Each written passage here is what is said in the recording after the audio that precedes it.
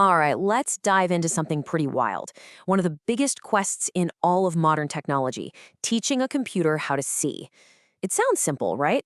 Well, it's turned out to be way, way more complex than anyone ever imagined.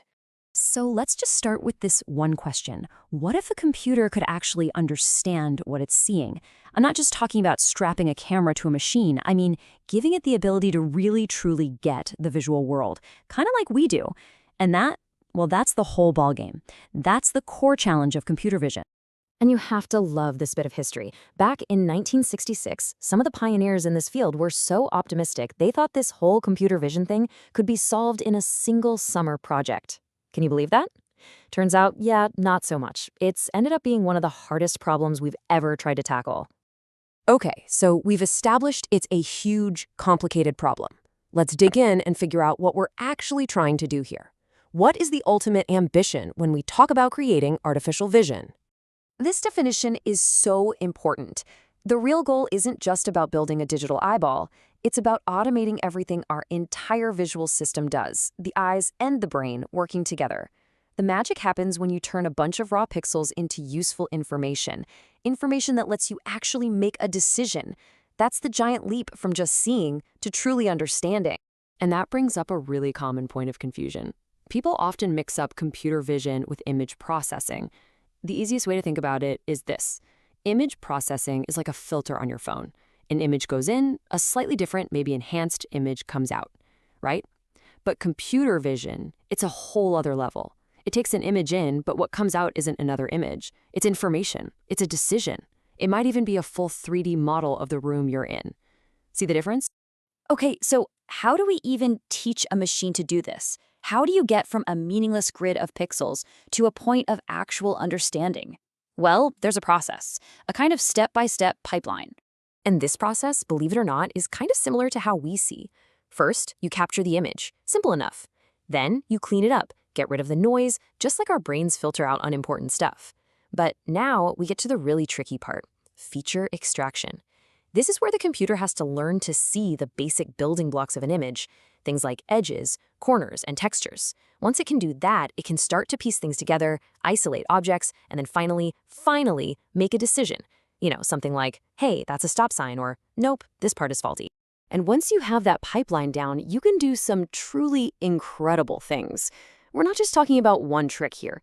This same basic process can be used for all sorts of tasks. It can recognize an object, sure, but it can also analyze its motion. Where is it going? It can even build a 3D model of a room just from a 2D video, or fix a blurry, damaged photo. The possibilities are just huge. So that's the theory. But where can you actually find this stuff out in the wild? The truth is, it's probably already all around you, hiding in plain sight.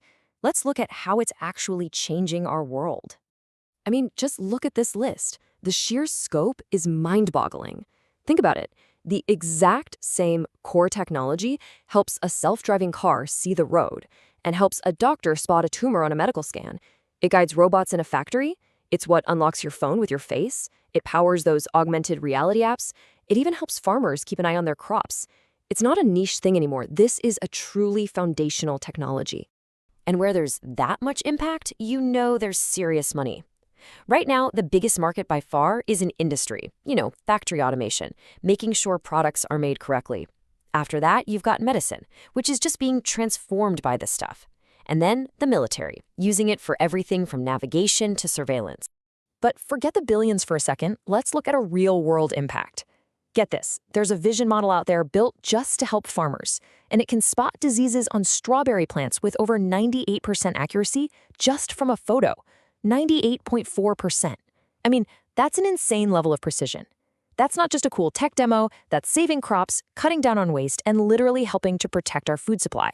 Now, a technology this powerful and this widespread, it doesn't just pop up out of thin air, right? It's really standing on the shoulders of giants from a whole bunch of other scientific fields. Yeah, computer vision is a total melting pot of ideas. It borrows from neurobiology to help design neural networks inspired by how our own brains work. It leans on solid-state physics to understand how to even build the sensors that capture light in the first place. It uses all these clever tricks from signal processing to slice and dice the image data. And of course, it provides the eyes for the entire field of robotics, letting machines finally see and interact with the world. So, we've come a long way, haven't we? From what was supposed to be a simple summer project to a technology that is literally reshaping entire industries. So, after all that, what's the big idea? What's the main takeaway here? I think the most important thing to remember is this. The goal was never just to perfectly copy human vision. In fact, in a lot of ways, these systems can already see better than we can. They can detect different spectrums of light, they're more precise, and they never, ever get tired. No, the real goal is to take the absolute flood of visual data that's all around us and turn it into something meaningful, into helpful action. And that really leaves us with a huge, kind of profound question to think about. As computers get better and better at seeing us and our world, how is that going to change the way we see the world? That's a big one, and it's something I think we're all going to be figuring out together as this technology keeps evolving.